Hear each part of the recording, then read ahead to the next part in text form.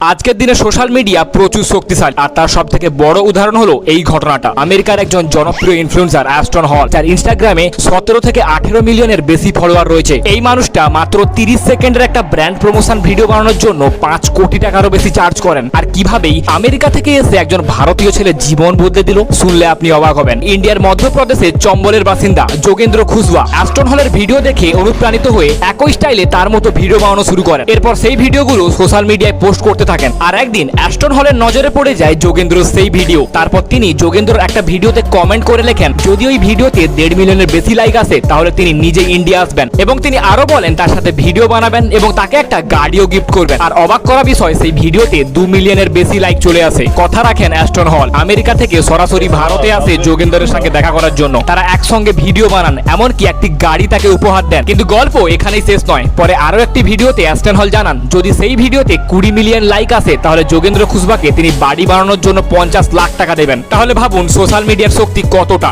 একজন সাধারণ গ্রামের ছেলে যাকে হয়তো কেউ কোনোদিন চিনতো না, আজ সোশ্যাল মিডিয়ার জন্য তিনি আমেরিকার সবথেকে বড় ফিটনেস এক্সপার্টের সঙ্গে কাজ করছেন। এই ঘটনা শুধু ভাইরাল হওয়ার গল্প নয়, এটা প্রমাণ করে আজকের দিনে ট্যালেন্ট আর ধারাবাহিক পরিশ্রম থাকলে সোশ্যাল মিডিয়ায় মানুষের জীবন বদলে দেয়। এই ব্যাপারে আপনার মতামত কমেন্টে জানান। লাইক আর ফলো করতে ভুলো না।